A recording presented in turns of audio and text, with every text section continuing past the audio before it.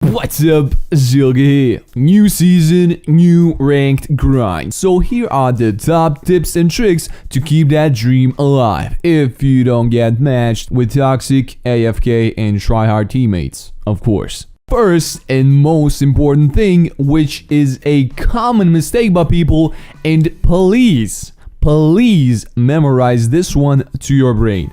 Don't ever look in front of you when you are in the dropship.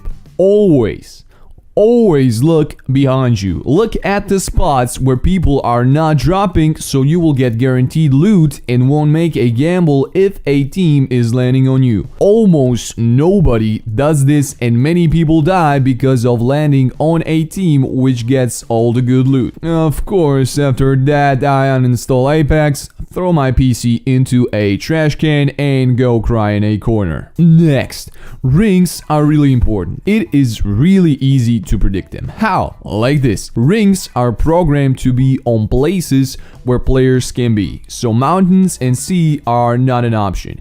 If you don't have a legend that can scan beacons, just go to a place that has the most ground where you can be. Of course, there is a really rare occasion where this is not true, but most of the time this is it. There could also be a gamble if possible two places with ground are divided by a mountain. If that happens, try to find the middle ground between those two. When pushing to a ring, always choose paths that have some cover. Don't go through a straight line just because it's faster. Somebody could easily shoot you and make the game questionable. Always choose the paths with some cover or high ground to keep your team alive. Oh, and yeah, like the video and subscribe so you don't forget later. This is a really important part of ranked. Next thing to grind ranked like a pro is with a well-experienced pre-made team. If you don't have friends like me and Pathfinder, well, it's a little bit harder then, but I have a trick for that too. Just try to win a game with some nice kills and damage,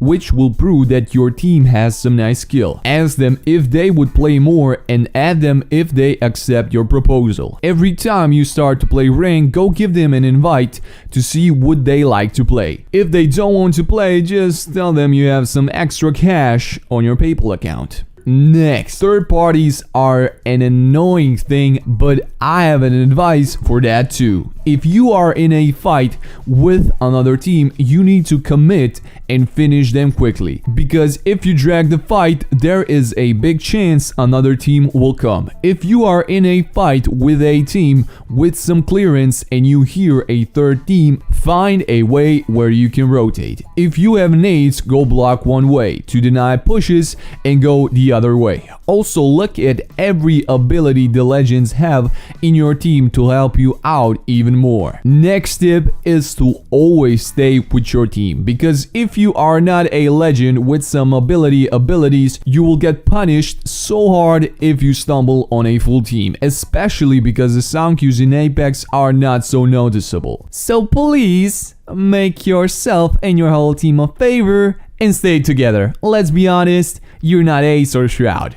okay? Next, high ground. Always, if you are trying to keep a spot, rotate to a spot or fight a team, always try to get the high ground. You are always superior to the team under you. Of course, the high ground must have some little cover to keep other enemy teams from poking you. If you don't know what high ground is, it looks like this. Next, bad loot is a big problem. So how can you get an upgrade? First and most hard thing is to commit to a fight with a good opportunity to upgrade your loot. There is not so much explanation going into this one. Use your skill and position to beat the other team. That's it. Third partying is another thing to try if you have bad loot, but you need to be quick before the enemies don't swap armors or some other things. So pick your timing right. A last thing to do is to wait for the two enemy teams to fight, to wait for them to kill each other. When the winning team lefts you, you can pick up the remainings. But the third party trick is more useful than this, so I recommend it more because it can give you more valuable loot. Of course, the teams will wish you all the worst in your life with swear words you never heard before. But hey, at least you got loot. Next, decision making. If you are in a tight spot, especially in late ring positions, think with your brain. Look at what legends are on your team and what abilities are available to you. Look at your inventory. Check, do you have any nades or ultimate accelerants to help you out. Make cover to your teammates to distract your enemies for some cheeky plays. The game will be 10 times more fun with this and 10 times more enjoyable. If you don't get no wrecks in every shot. One like, one no wreck shot.